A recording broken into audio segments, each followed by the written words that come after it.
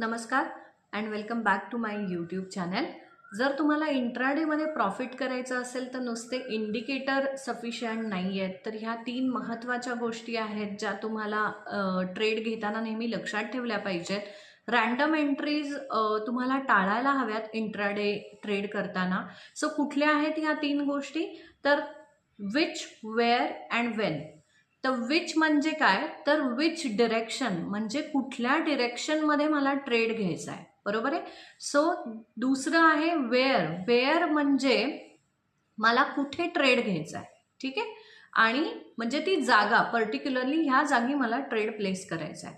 आणि वेन म्हणजे कुठल्या वेळी मी तिथे ट्रेड घेऊ शकते, ठीक आहे. सो आज आपण डिस्कस करणार आहोत हे जे विच, वेअर, वेन आहे हे तुम्ही कशा पद्धतीने CPR आणि स्टँडर्ड पिव्होट यांचा वापर करून तुम्ही कशा पद्धतीने तुमचा एक बायर्स ठरवू शकता आणि एंट्री कुठे घ्यायला हवी.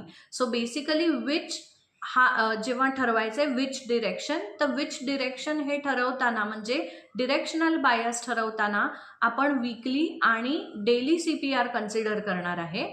आणि त्याच्यानंतर वेअर जेव्हा आपल्याला कन्सिडर करायचंय तर त्यावेळेला आपण जे काही स्टँडर्ड पिव्होटचे जे सपोर्ट आणि रेझिस्टन्सेस लाईन आहेत, तर जी काही पोझिशन आहे वेअरची, तर त्यासाठी आपण स्टँडर्ड पिव्होट लाईन यूज करणार आहे.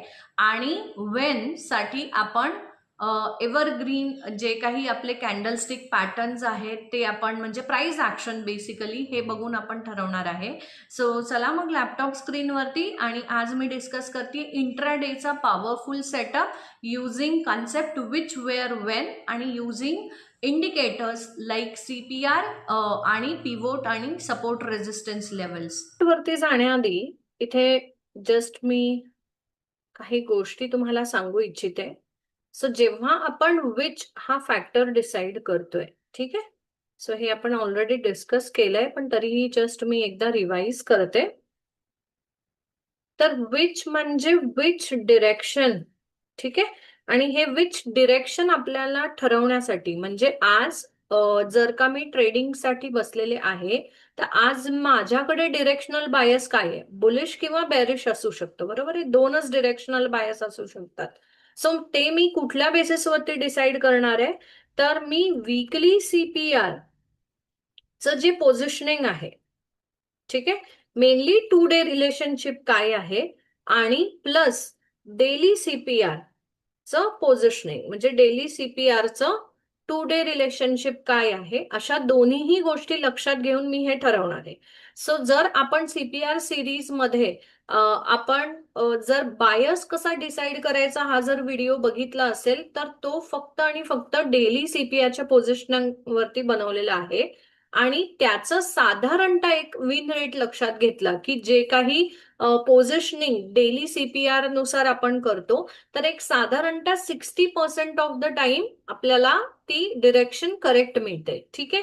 पण जर आपण डेली CPR आणि वीकली CPR असे जर एकत्र केले तर त्या सिनारिओमध्ये आपल्याला साधारणतः 80% ऑफ द टाइम त्या दिवशीचा जो बायस आहे ना तो करेक्ट निघतो, ठीक आहे. म्हणून या स्ट्रॅटेजीमध्ये आपण वीकली CPR आणि डेली CPR पोझिशनिंग दोन्ही कन्सिडर करणार आहे. सो त्याचे इंटरप्रिटेशन काय आहे ते सुद्धा मी इथे व्यवस्थित तुम्हाला सांगणार आहे. सो नेक्स्ट काय होतं की वेअर म्हणजे कुठे एंट्री घ्यायची. कुठे एंट्री घ्यायची, तर जेव्हा माझे स्टँडर्ड जे पिव्होट आहेत, ठीक आहे. सो जसं आपण शिकलेलो आहे की S1 पासनं जे काही माझे S5 पर्यंत S1, S2, S3, S4, S5 जितके पण माझे पिव्होट आहेत, तर हे आणि प्लस माझं R1 टू R5 हे सगळे पिव्होट प्लस माझं प्रिव्हियस डे हाय, प्रिव्हियस डे लो आणि माझं CPRचं साधारणतः मिड किंवा CPRचं टॉप CPR, ठीक आहे, किंवा CPRचा बॉटम CPR, ह्या माझ्या साधारणतः जागा असणार आहेत की जिथे मी एंट्री घेण्याचा प्रयत्न करणार आहे, ठीक आहे. आता आपण या सगळ्या जागा कव्हर केल्यात की जे काही सपोर्ट लेवल्स आहेत, रेजिस्टन्स लेवल्स आहेत स्टँडर्ड पिव्होटचे, प्लस प्रिव्हियस डेचा हाय, प्रिव्हियस डेचा लो, प्लस सीपीआर ची मिड लाईन, सीपीआर ची टॉप लाईन, सीपीआर ची बॉटम लाईन. ठीक आहे. विच वेअर झालं. आता वेन, वेन म्हणजे ह्या पर्टिक्युलर सपोर्ट किंवा रेजिस्टन्स झोन मध्ये प्राइस ऍक्शन आली, पण त्यांनी काय बनवल्यानंतर. ठीक आहे. सो इथे माझे कॅन्डलस्टिक पॅटर्न फार इम्पॉर्टंट आहेत की कुठले कॅन्डलस्टिक पॅटर्न. सो जर मला बुलिश ट्रेड घ्यायचा आहे तर I will look for bullish candlestick pattern. ठीक आहे. आणि जर का मला बेरिश ट्रेड घ्यायचा आहे, जर माझा बायस बेरिश आहे, then I will look for bearish candlestick pattern. ठीक आहे. तर bullish candlestick pattern, bearish candlestick pattern कोणते आहेत, तर single candlestick, two candlestick, three candlestick. Single candlestick bullish कोणते आहेत, मारुबोजू, ग्रीन मारुबोजू असू शकतं, त्याच्यानंतर हॅमर असू शकतो. ठीक आहे. त्याच्यानंतर two candlestick pattern bullish candlestick मध्ये कुठले येतात, तर बुलिश एनगल्फ येतो. बरोबर आहे. त्याच्यानंतर थ्री कॅन्डलस्टिक मध्ये मॉर्निंग स्टार येतो. सो हे सगळे इम्पॉर्टंट कॅन्डलस्टिक पॅटर्न आहेत. जर माझं डिरेक्शनल बायस बुलिश असेल तर मी ह्या ठिकाणी म्हणजे वेअर मध्ये जे काही नमूद केलेले जे लेवल्स आहेत त्याच्या ठिकाणी जर असे कॅन्डलस्टिक पॅटर्न बनतायत तर मी सिम्पली लॉंग करणारे पोझिशन. ठीक आहे. खूप सिंपल आहे कारण की आपण त्याला खूप व्यवस्थित रूल मध्ये बसवत आहे. आणि जर माझा बेरिश बायस आहे तर त्या सिनारिओमध्ये जे काही नमूद केलेले माझे सपोर्ट रेजिस्टन्स लेवल आहेत तिथे जेव्हा मला एक बेरिश कॅन्डलस्टिक पॅटर्न बघायला मिळतोय, मग तो कुठलाही असेल, सिंगल असेल, डबल असेल, ट्रिपल कॅन्डल्स म्हणजे तीन कॅन्डलचा मिळून बेरिश कॅन्डलस्टिक बनतोय. सो बेरिश कॅन्डलस्टिक पॅटर्न कुठले आहेत, एक्झाम्पल साठी इन्व्हर्टेड हॅमर आहे, त्याच्यानंतर माझा रेड मारुबोजू आहे. बरोबर आहे. त्याच्यानंतर टू कॅन्डलस्टिक पॅटर्न मध्ये बेरिश एनगल्फ आहे. त्याच्यानंतर थ्री कॅन्डलस्टिक पॅटर्न मध्ये माझा इव्हनिंग स्टार आहे. सो असे हे पॅटर्न आपल्याला त्या ठिकाणी जर बघायला मिळाले तर आपण बेरिश बायस असताना आपण शॉर्ट करणारे पोझिशन.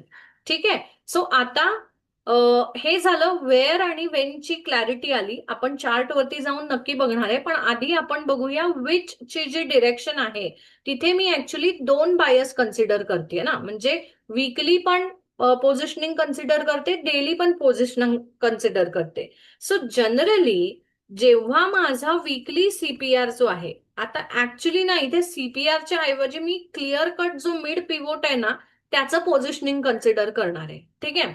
सो आपण सीपीआरच्या ऐवजी ना इथे आपण पिव्होट लिहूया. सो वीकली पिव्होट आणि डेली पिव्होट यांचं पोझिशनिंग कसं असल्यानंतर माझा बायस मी कसा ठेवणार आहे ते आपण बघूया. जर वीकली पिव्होट ह्या वीकचा वीकली पिव्होट मागच्या वीकच्या वीकली पिव्होट पेक्षा अपसाइड आहे.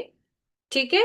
सो आणि डेली सुद्धा माझा अपसाइड आहे. आजचा डेचा पिव्होट सुद्धा कालच्या दिवसापेक्षा अपसाइड आहे. सो क्लिअर कट माझा बायस हा बुलिश बायस असणार. सेकंड इज की वीकली पिव्होट, करंट वीकचा पिव्होट माझा लास्ट वीकच्या पिव्होट पेक्षा खाली आहे, म्हणजे डाऊन साइडला आहे. आणि आजच्या दिवसाचा पिव्होट कालच्या दिवसाच्या पिव्होट पेक्षा सुद्धा डाऊन साइडला आहे. सो हे दोन माझे क्लिअर कट, एक बुलिश आणि एक क्लिअर कट बेरिश सिनारिओ झाला. आता कन्फ्युजन कुठे असतं, जर माझा वीकली पिव्होट अप आहे आणि माझा डेली पिव्होट मात्र डाऊन आहे, म्हणजे काय सिनारिओ आहे, तर ह्या वीकचा पिव्होट लास्ट वीकच्या पिव्होटच्या वर आहे, पण डेली पिव्होट डाऊन म्हणजे कालच्या पिव्होट पेक्षा आजचा डेचा पिव्होट डाऊन आहे. सो अशा सिनारिओ मध्ये मला अजून एक कंडिशन कन्सिडर करावी लागते, जे आहे की माझा डेचा ओपन कुठे आहे. ठीक आहे. सो जेव्हा असं इम्बॅलन्स सिच्युएशन असते तेव्हा मला कन्सिडर करायला लागेल की माझा आजचा दिवसाचं ओपनिंग कुठे झालेलं आहे. So if it is, let's say if it is below pivot, below daily pivot specifically, तर ह्या सिनारिओ मध्ये मला बेरिश व्ह्यू ठेवून जायचंय का? कारण की माझं ओपनिंग पण खाली झालेलं आहे. माझं डेचं ओपन सुद्धा डेली पिवोटच्या खाली झालेलं आहे. आता सिमिलर सिनारिओ मध्ये इथे माझं वीकली अपच आहे, डेली पिवोट डाऊन आहे आणि इथे माझा ओपनिंग जे आहे which is above daily pivot. So अशा सिनारिओ मध्ये इथे माझा बुलिश बायस असणार आहे. ठीक आहे. सिमिलरली ह्याच्या बरोबर उलट की वीकली पिवोट हा डाऊन साइडला आहे पण डेली पिवोट हा माझा अप साइडला आहे. आणि लेट्स हे दोन्ही सिनारिओ बनताय की एकदा ओके. सो डाऊन आणि अप ह्या डिस्क्रिपन्सी मध्ये दोन सिनारिओ बनतील. सो ह्या सिनारिओ मध्ये पुन्हा एकदा माझं ओपनिंग कुठे आहे ना त्यानुसार माझं बायस ठरणार आहे. सो हे जे काही टेबल आहे हे खूप इम्पॉर्टंट आहे. आणि स्पष्ट सांगायचं म्हटलं तर या ऍक्च्युली टेबलनुसार जर तुम्ही बायस डिसाइड केला मग आपण पोझिशन्स ठरवलेले आहेत की कुठे घ्यायच्यात पोझिशन आणि काय फॉर्मेशन झाल्यानंतर घ्यायचंय. तर साधारणतः या सगळ्याचा मेळ लक्षात घेतला तर आपलं जो काही विन रेट आहे तो खूप चांगल्या प्रकारे इम्प्रूव्ह होतो. सो आता आपण जस्ट एक्झाम्पल साठी बघूया. तिथे एक्झाम्पल साठी जर मला तुम्हाला दाखवायचं झालं तर इथे मी काही दिवसांचं वीकली सीपीआर आणि डेली सीपीआरचं रिलेशन लिस्ट केलेलं आहे आणि त्यानुसार बायस डिसाइड केलेलं आहे. सो बायस इथे जो दिलाय तसंच आहे. ठीक आहे. सो बायस अशा प्रकारे कॅल्क्युलेट केलेलं आहे आणि इथे साधारणतः मग जिथे जिथे डेचा ओपन लक्षात घ्यायचा तिथे तिथे डेचा ओपन लिहिलेला आहे. रिझल्ट मी जिथे ऍक्च्युली जसा बायस आहे त्या साईडला जर मला ट्रेंड फॉर्मेशन आणि ट्रेड मिळालेला आहे तर त्याचा मी रिझल्ट लिहिलेला नाहीये. पण इथे तुम्ही बघू शकाल की साधारणतः माझ्याकडे 62 रोज आहेत. वरची रो काढून टाकली तर इथे 62 रोजचं हा अभ्यास मी केलेला आहे. आणि ह्याच्यामध्ये जर आपण बघितलं ना जर ब्लँक आहेत म्हणजे तिथे काम केलंय. जे जे ब्लँक रोज आहेत म्हणजे तिथे तिथे त्या दिवसासाठी आपलं काम परफेक्ट झालेलं आहे. आणि जिथे जिथे मला अपोजिट ट्रेंड बघायला मिळाला म्हणजे जिथे जिथे मला दोन्ही स्टॉप लॉसेस सो कन्सिडर करता की त्या दिवशी मी मॅक्सिमम 2 ट्रेड घेणार आहे. एव्हरी डे मी मॅक्सिमम 2 ट्रेड घेणार आहे आणि पहिला ट्रेड जर माझा सक्सेसफुल झाला तर दुसरा ट्रेड मी घेणार नाहीये. ठीक आहे.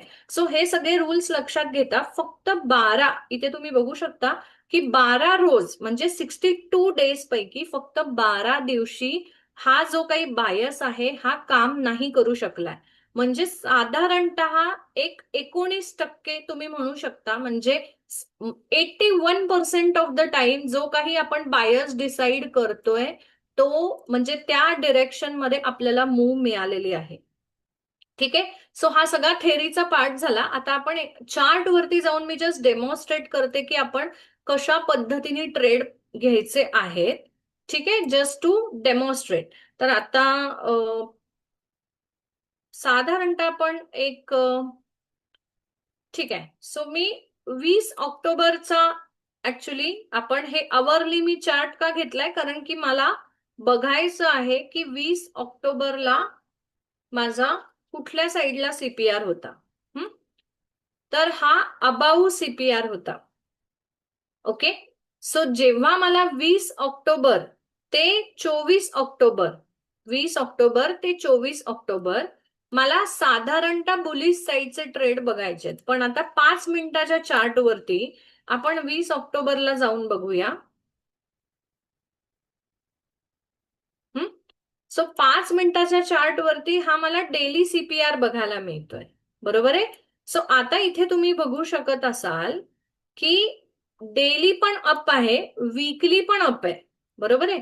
सो आपल्या जे काही आपण बायस डिसिजन टेबल इथे ठेवलेलं आहे तर वीकली पण अप आहे, डेली पण अप आहे म्हणजे मला बुलिश बायस बघायचा आहे.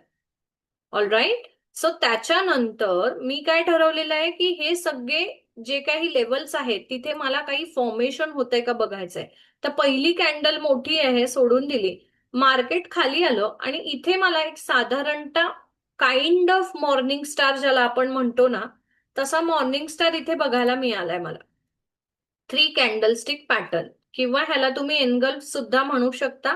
2 कॅन्डलस्टिक कन्सिडर केले तर मी सिम्पली इथे लॉंग करू शकते हा, आणि इथे स्टॉप लॉस ठेवू शकते, आणि साधारणतः 1:2 साठी मी ट्रेड करू शकते. सो आता इथे मला 1:2 मिळालेलं नाहीये, पण माझा ट्रेड ऍक्च्युली प्रॉफिटमध्ये क्लोज होणार आहे.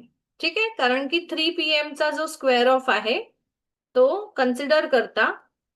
ओके, इथे स्क्वेअर ऑफ झालाय, so no profit no loss म्हणू शकता. ओके, ऑप्शन सेलर असाल तर मग प्रॉफिटमध्येच डे क्लोज होईल, कारण की पूर्णतः त्या दिवशी टाइमपास केलेला आहे. पण पोझिशन लक्षात आली की हा माझा R1 आहे, ग्रीन कलरची लाईन, डॉटेड लाईन म्हणजे हा माझा R1 आहे, आणि तिथे मला एनगल्फ मिळालाय. पण मोस्टली तुम्ही हे बघू शकता की साधारणतः मला त्या डिरेक्शनला, ज्या डिरेक्शनला मी विचार करतेय त्या डिरेक्शनलाच मला मूव मिळालेली आहे. ठीक आहे, परत एकदा. ओके, हा दिवस सोडून देऊया मधला. आता आपण इथे आहोत थर्सडेला. सो थर्सडेला इथे आल्यानंतर पुन्हा एकदा आपल्याला अप सीपीआरच आहे, आणि डेली सीपीआर सुद्धा अप आहे. सो अशा सिनारिओ मध्ये अगेन जेव्हा मी इथे लॉंग पोझिशन बिल्ड करू शकते का? येस, करू शकते, keeping stop loss below this, आणि इथे माझा हा स्टॉप लॉस हिट झालेला आहे. ठीक आहे, सो इथे आपला स्टॉप लॉस हिट होईल, आणि आपण साधारणतः 2 नंतर सुद्धा ट्रेड करणार नाहीये. सो इथे दुसरा कुठलाही ट्रेड आपल्याला आलेला नाहीये. अगेन मी फ्रायडेला आले. फ्रायडेला आल्यानंतर इथे मला पुन्हा एकदा साधारणतः एनगल्फ किंवा चांगल्या ग्रीन कॅन्डल मिळाल्या. आता पुन्हा माझा जो काही बायस आहे तो बुलिश आहे, सो इथे मी लॉंग जाऊ शकते. बरोबर आहे, कीपिंग स्टॉप लॉस बिलो दिस कॅन्डल. पण इथे काही माझा टार्गेट हिट झालेलं नाही, जेव्हा की माझा स्टॉप लॉस हिट झालाय. सो पुन्हा एकदा इथे आपण स्टॉप लॉसचा ट्रेड घेतलेला आहे. आता इथे हॅमर लाईक फॉर्मेशन आहे व्यवस्थित, तर मी इथे keeping stop loss below this आणि 1:2, सो इथे आपलं टार्गेट हिट झालेलं आहे. ओके, कारण की माझा बुलिश बायस आहे, राईट. सो आता सिमिलरली इथे आपण मंडेला आलो, पण 27 ऑक्टोबरचा आपण पुन्हा एकदा, मंडे म्हणजे 27 ऑक्टोबर, तर आपण वीकली बायस बघूया. सो वीकली बायस बुलिश आहे, कारण की मागच्या वीक पेक्षा ह्या वीकचा सीपीआर वर आहे. ठीक आहे, सो 27 ऑक्टोबर टू 31 ऑक्टोबर मी बुलिश साइडचे ट्रेड प्रेफर करू शकते. सो 27 ऑक्टोबरला आपण गेलो. 27 ऑक्टोबरला पुन्हा एकदा तुम्ही बघाल की काय झालेलं आहे. आता इथे डिस्क्रिपन्सी आली आहे बघा, की डेली पिवोट डाऊन आहे पण वीकली पिवोट अप आहे. तर अशा सिच्युएशन मध्ये मला बघायचंय की डेचं ओपनिंग कुठे झालंय. डेचं ओपनिंग हे अबाऊ सीपीआर असल्यामुळे मला सिम्पली इथे लॉंग ट्रेडच जायचंय. सो डायरेक्टली मी इथे लॉंग ट्रेड का जाऊ शकते, कारण की सीपीआरच्या टॉपचं ऍक्च्युली सपोर्ट घेऊन ही कॅन्डल वर क्लोज झालेली आहे, आणि मिनिमम माझा 1:2 रिस्क रिवॉर्ड आपण इथे घेऊ शकतो. सो इथे आपलं फर्स्ट टार्गेट हिट झालंय, सेकंड ट्रेड मध्ये आपण जाणार नाही. सिमिलरली इथे माझा बायस बुलिश आहे, सो इथे काय करीन मी, इथे मी अप ऍक्च्युली बुलिश साइडचा ट्रेड घेईन, keeping stop loss below this आणि 1:2 चं टार्गेट. सो इथे 1:2 आलेलं नाहीये, थोडक्यासाठी ऍक्च्युली आपलं टार्गेट हिट झालेलं नाही आणि स्टॉप लॉस हिट झालाय. It's okay. बट आता जर आपण पुढे गेलो तर इथे साधारणतः मला पुन्हा एकदा ट्रेड मिळालाय, keeping stop loss below this आणि 1:2 चं टार्गेट. सो इथे सुद्धा थोड्या फरकाने ऍक्च्युली स्टॉप लॉस हिट झालेला आहे ह्या दिवसासाठी सुद्धा, आणि इट्स ओके. आता आपण पुढे जर आलो, सो आपला वीकली बायस लक्षात आहे, वीकली बायस बुलिशच आहे, आणि इथे डेली पिवोट डाऊन पिवोट आहे. ओके, सो अशा सिनारिओ मध्ये मला ऍक्च्युली लॉंग जायचंय. बरोबर आहे, मला बेसिकली लॉंग जायचंय. का, कारण की माझा त्या दिवशीचा ओपन हा पिवोटच्या वरती आहे, सीपीआरच्या वरती आहे. सो इथे मी कुठे लॉंग जाऊ शकते, ऍक्च्युली कुठलीही लेवल आता इथे मला नाहीये. ओके, सो कोणतीही इथे मला लेवल दिसत नाही. तर एक लेवल जी असते, जवळपास जर कुठली लेवल नसेल आणि साधारणतः इथून तुम्ही बघू शकता 9:15 पासून 10:15 म्हणजे 1 तास पूर्ण असाच टाइमपास झालेला आहे. सो अशा सिच्युएशन मध्ये तुम्हाला मार्क तुम्ही करू शकता तो जो काही आवरली हाय आहे तो आणि आवरली लो आहे तो. आणि त्याच्यासाठी जेव्हा कधी फर्स्ट टाइम ब्रेकआउट होतो, आता इथे ब्रेकआउट झालाय आणि तो सस्टेन झालेला नाही, पुन्हा खाली आलाय का? कारण की इथे back to back previous day high आणि R1 असे दोघंही एकत्र आहेत. सो अशा सिच्युएशन मध्ये जेव्हा असतं, जेव्हा फर्स्ट टाइम ते इथे हिट करतात प्राइस ऍक्शन, तेव्हा चान्सेस असतं की ते रिजेक्ट करतात आणि खाली येतात. आणि इथे जो माझा ब्युटिफुल ट्रेड बनलेला आहे, सो त्या सिनारिओ मध्ये मला स्टॉप लॉस या कॅन्डलच्या खाली इथे माझं एंट्री असणार आहे आणि 1:2 चं टार्गेट असणार आहे. सो 1:2 जस्ट हिट झालेला आहे इथे. सो कदाचित काही लोक जे ब्रेकआउट ट्रेडर आहेत ते इथे सुद्धा एंट्री घेऊ शकतात, इथे स्टॉप लॉस ठेवून. पण मग इथे स्टॉप लॉस हिट झालेला आहे किंवा क्लोजिंग बेसिसचा स्टॉप लॉस असेल तर तो इथे हिट झालेला नाहीये. Closing basis in the sense candle close नाही झाली. सो इथे सुद्धा तुम्ही एंट्री घेऊ शकता. ओके. सो अशा पद्धतीने आपण one more example. Okay. So आता इथे सुद्धा काय झालेलं आहे की माझा वीकली बायस बुलिश आहे आणि अगेन डेली सुद्धा अपसाइड आहे. सो अशा सिच्युएशन मध्ये I will always look for actually the long position. So इथे साधारणतः माझा जो काही 2 कॅन्डलनी सपोर्ट घेण्याचा प्रयत्न केलाय S2 वरनं, तर मी इथे स्टॉप लॉस ठेवून मिनिमम 1:2 च्या रिस्क रिवॉर्ड साठी जाऊ शकते. सो या सगळ्या ऍक्च्युली जे काही आता आपण एक्सरसाइज केला, थोडासा मोठा व्हिडिओ बनलेला आहे, पण ह्याच्यामध्ये आपल्याला काय लक्षात येतं की काय ज्या गोष्टी आहेत, जर तुम्हाला इंट्राडे ट्रेडर म्हणून जर सक्सेस मिळवायचं असेल तर 9:15 ला डायरेक्ट मार्केटसाठी येऊन बसायचं आणि मग जे काही फिलिंग्स आहेत किंवा होपच्या बेसिसवरती ट्रेड प्लेस करण्यापेक्षा एक प्रॉपर रूल बेस घेऊन, की ज्या रूलमध्ये मी डिरेक्शनल बायस सुद्धा कन्सिडर करतेय, प्राइस ऍक्शन कन्सिडर करतेय, पोझिशन्स कन्सिडर करते आणि कॅन्डलस्टिक कन्सिडर करतेय, हे सगळं कन्सिडर करून आपण खूप चांगल्या प्रकारे ट्रेडिंग करू शकतो. सो आय होप, मला असं वाटतं की आजचा व्हिडिओ तुम्हाला आवडला असेल तर नक्की मला कमेंट करून सांगा की तुम्हाला अशा प्रकारचे व्हिडिओ बघायला आवडतायत का, सो दॅट मी अजून चांगले व्हिडिओ करण्याचा प्रयत्न करीन. आणि नक्की चॅनलला सबस्क्राईब करा जर तुम्ही सबस्क्राईब केलं नसेल तर. व्हिडिओ शेअर करा, लाईक करा, कमेंट करा आणि thank you so much and bye.